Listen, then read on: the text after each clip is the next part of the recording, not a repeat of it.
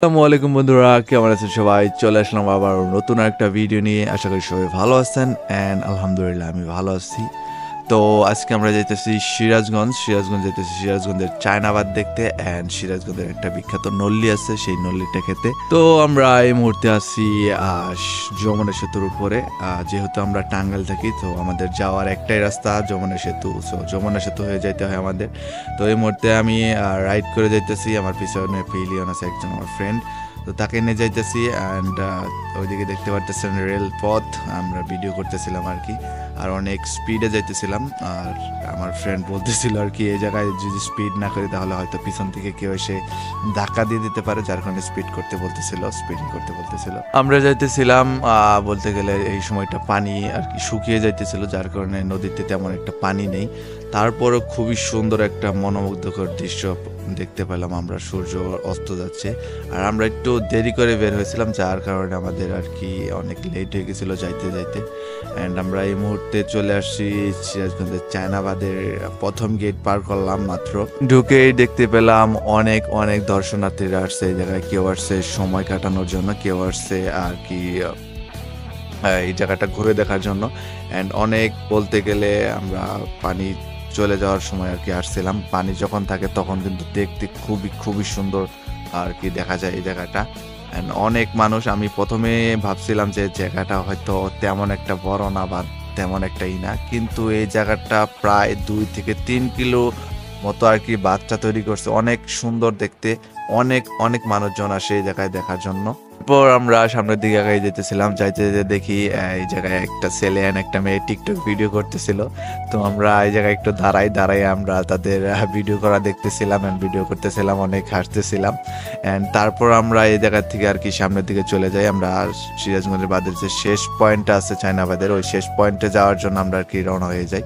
তো অনেকক্ষণ ঘোরাঘুরির পর আমরা শেষ বাদে যাওয়ার পর আমরা দেখি আমাদের সন্ধ্যা হয়ে গেছিলো প্রায়। আমরা অনেক লেট করে বেরোছিলাম যেহেতু। তারপর আমরা এই জায়গাতে ব্যাক করে আমরা চলে যাই বলতে গেলে নল্লি খেতে আমরা চলে যাই। তো ওই জায়গায় যাইতেও আমাদের অনেক টাইম লাগে। এই জায়গা থেকেও প্রায় 10 থেকে 12 কিলো আমাদের আরো রাইড করতে হয়। তো এই জায়গায় দেখতেছিলাম নাগরদোলা, দোলনা, নৌকা, অনেক কিছু ছিল এই জায়গায়। এন্ড অনেক দোকানপাট, বলতে গেলে ফুচকা, চানাচুর, ঝালমুড়ি এগুলোর অভাব নাই বলতে গেলে, এত দোকান এই জায়গায়। এন্ড অনেক বিশেষ করে সন্ধ্যার দিকে মানুষজন অনেক বেশি হয় এই জায়গায়। তো তারপরে আমরা চলে আসলাম সেই বিখ্যাত সিরাজগঞ্জের নল্লির দোকানে। এই জায়গায় দেখতেছেন নল্লি বলতে গেলে ছোট যে পিসগুলো ওইগুলো ওঠানো হইতেছে। এই জায়গায় দুইটা পাওয়া যায়, 100 টাকা প্লেট আর একটা 250 টাকা। 250 টাকার যে প্লেটটা ওইটাতে বিশাল বড় একটা নল্লি দেওয়া হয়। তো আমরা এই জায়গায় দামাদামি করতেছিলাম আর কি, দেখতেছিলাম। দামাদামি বলতে এই জায়গায় দামাদামি করার কোনো সুযোগ নেই আর কি, আমরা দেখতেছিলাম। আমরা এদিকে বাইকটা পার করে আর কি করে, এটা হলো সিরাজগঞ্জের নল্লির দোকান। আমি লাইটের কারণে ভালোভাবে দেখাইতে পারলাম না। তারপর আমরা ভিতরে ঢুকে দেখি প্রচুর মানুষ, অনেক মানুষ আর কি, অনেক দূর দূরান্ত থেকে খেতে আসছে। এই জায়গায় বলতে গেলে বসার জায়গা ছিল না। তো আমরা একটা একটা টেবিলের জন্য অপেক্ষা করতেছিলাম, যে টেবিলটা খালি হইলে আমরা করবো। আমরা হাতটা ধুইতেছিলাম যে ভালো করে হাত ধুয়ে আমরা বসবো। তারপরে আমরা বসে পড়লাম টেবিলে। আমাদের টেবিলটা পরিষ্কার করে দিয়েছিল। আমরা এদিকে অর্ডার করে ফেলি নল্লিগুলো। আর আমরা গিয়েছিলাম প্রায় 6 জনের মতো, 5 জনের মতো গিয়েছিলাম আমরা। তো এদিকে আমরা হেলমেট রেখে আর কি জলদি ফটাফট খাওয়া শুরু করে দিই। আমি ভিডিওটা অনেক ফাস্ট ফরওয়ার্ড করে দিলাম, যাতে খাওয়ার দৃশ্যটা অনেক বড় ছিল আর কি। আমি দিতে চাইছিলাম না, বাট তারপরেও দিয়ে দিলাম আপনাদের দেখার জন্য।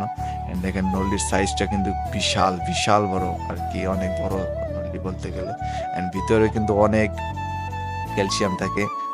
আমি যতদূর শুনছি এটা ক্যালসিয়াম না, মূলত এটা কি বলে, এটা একটা চর্বি জাতীয় আর কি। আমি তো এতদিন ভাবতাম যে এটা ক্যালসিয়াম বলে এটারে। তো তারপরে আমি ক্যামেরাটা ওদের কাছে দিয়ে তারপরে আমি ক্যালসিয়ামটা বের করার চেষ্টা করি। অনেক জাগতেছিলাম কিন্তু বের হইতেছিল না প্রথমে।